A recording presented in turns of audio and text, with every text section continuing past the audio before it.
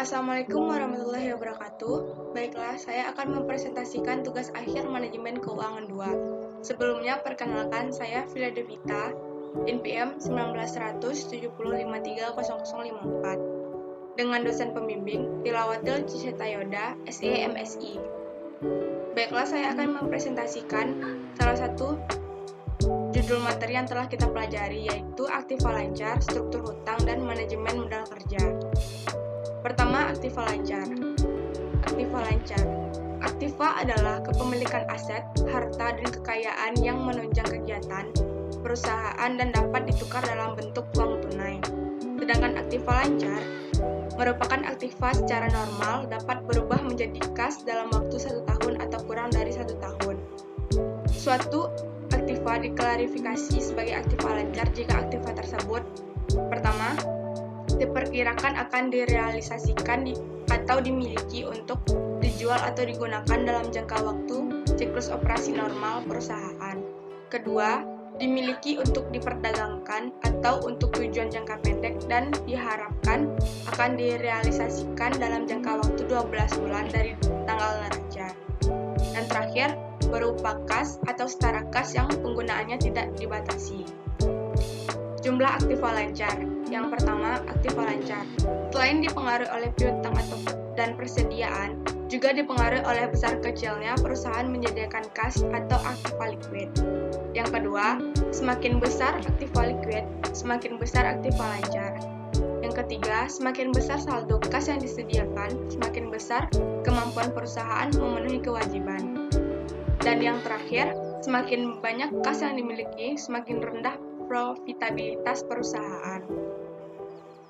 Contoh aktiva lancar ada 5. Yang pertama, kas dan setara kas. Kas merupakan suatu aktiva yang tersedia di perusahaan berupa kas yang disimpan di bank ataupun kas kecil yang bisa diambil setiap saat. Aset yang termasuk dalam komponen aktiva lancar ini merupakan aset yang paling liquid bagi perusahaan karena dapat secara langsung digunakan untuk segala macam transaksi. Yang kedua, surat-surat berharga. Surat-surat berharga adalah kepemilikan saham atau juga obligasi perusahaan lain yang mempunyai sifat sementara, yang sewaktu-waktu bisa dijual kembali. Surat-surat berharga dapat berupa saham, obligasi, atau surat-surat berharga lain yang dimiliki perusahaan yang bertujuan untuk memutar kelebihan uang tunai yang tidak ditujukan untuk investasi jangka panjang.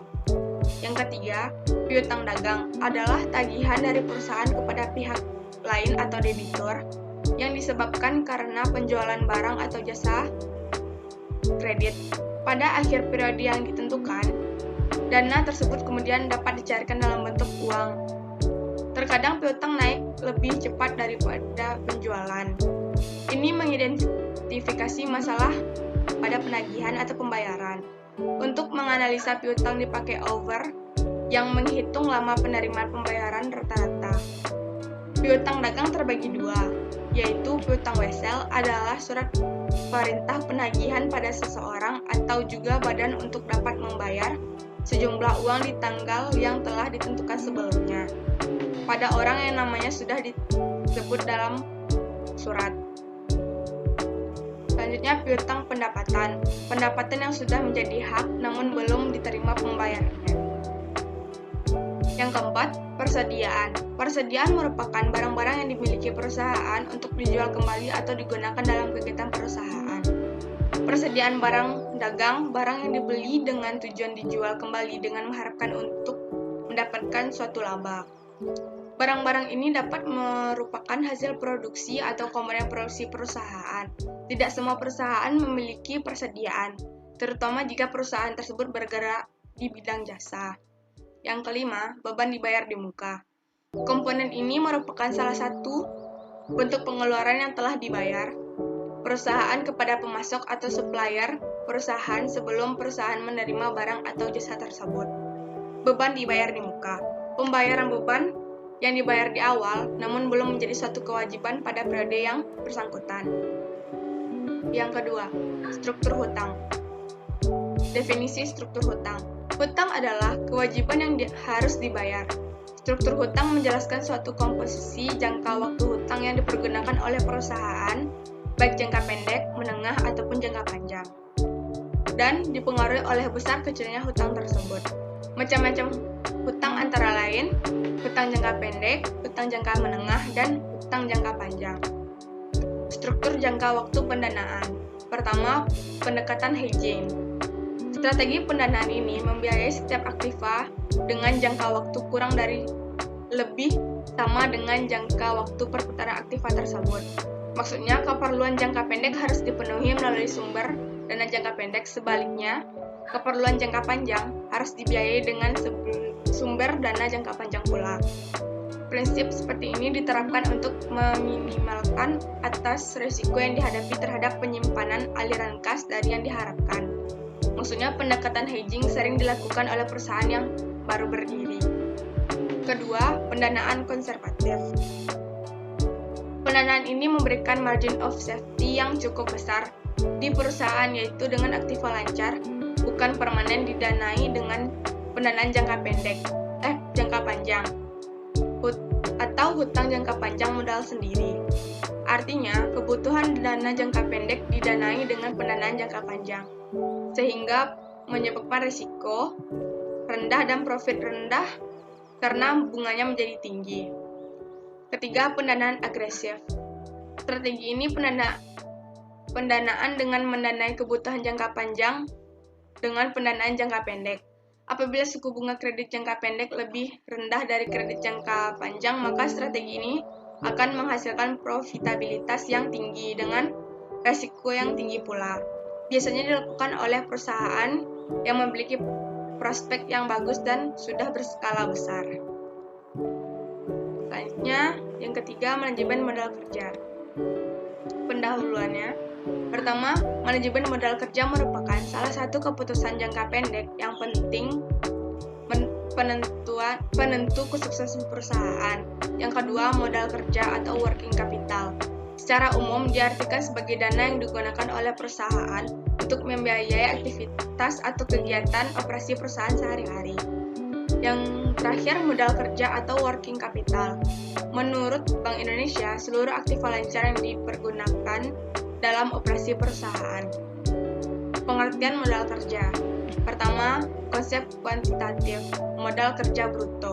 Modal kerja bruto atau gross working capital merupakan seluruh aktiva lancar yang terdapat dalam perusahaan. Kedua, konsep kualitatif,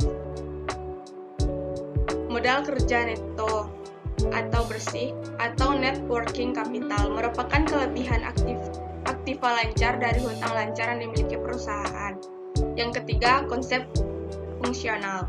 Modal kerja merupakan keseluruhan dana yang digunakan oleh perusahaan dalam satu periode akuntansi tertentu untuk menghasilkan pendapatan pada periode berjalan atau current income yang sesuai dengan maksud utama didirikan perusahaan.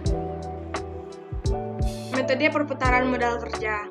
Ketentuannya, pertama, perhatikan dalam menghitung kebutuhan dana untuk modal kerja. Jadi apabila diketahui profit marginnya adalah 10%, maka piutangnya adalah 90% dikali jumlah piutang di neraca. Kedua, margin laba atau profit margin adalah rasio profitabilitas yang dihitung dengan membandingkan antara laba setelah bunga dan pajak dengan penjualan. Dan yang terakhir, hal ini disebabkan karena piutang akan dicatat pada harga jual, sedangkan dana yang diperlukan sesuai dengan harga pokoknya. Modal kerja dalam artian aktiva lancar disebut juga modal kerja bruto. Next, contoh soal. PT Anami Missing pada tahun 2021 mencapai penjualan sebesar 3.000 juta. Jumlah aktiva lancar pada tahun 2021 sebagai berikut. Kas 50 juta, piutang 300 juta, persediaan 150 juta, aktiva lancar 500 juta, dan hutang 1.000 juta. Untuk tahun 2022 diperkirakan bisa mencapai penjualan senilai 3.500 juta. Hitunglah berapa kebutuhan modal kerja tambahan yang diperlukan. Yang pertama, hitung dulu perputaran komponen aktiva lancar. Kas penjualan dibagi rata-rata, 3.000 dibagi 50 sama dengan 60 kali. piutang, penjualan dibagi rata-rata piutang sama dengan 3.000 dibagi 300 sama dengan 10 kali. Persediaan, penjualan dibagi rata-rata persediaan, 3.000 dibagi 150 sama dengan 20 kali. Kedua, periode keterikatan dana. Kas 360 dibagi 60 sama dengan 60 hari. Piutang 360 dibagi 10 sama dengan 36 hari. Persediaan 360 dibagi 30 sama dengan 12 hari. Jadi 54 hari, berarti perputaran modal kerja 360 dibagi 54 sama dengan 6,66 kali dalam 1 tahun. Dan yang terakhir, menghitung tambahan modal kerja. Jumlah penjualan dibagi perputaran modal kerja tahun 2021 sama dengan 3.000 dibagi 6,66 sama dengan 450,54 juta rupiah. Jumlah penjualan dibagi perputaran modal kerja tahun 2022 sama dengan 3.500 dibagi 6,66 sama dengan 525,52 juta rupiah. Sehingga tambahan modal kerja tahun 2021 adalah sebesar 525,52 juta dikurang 450,54 juta sama dengan 7,98 juta rupiah.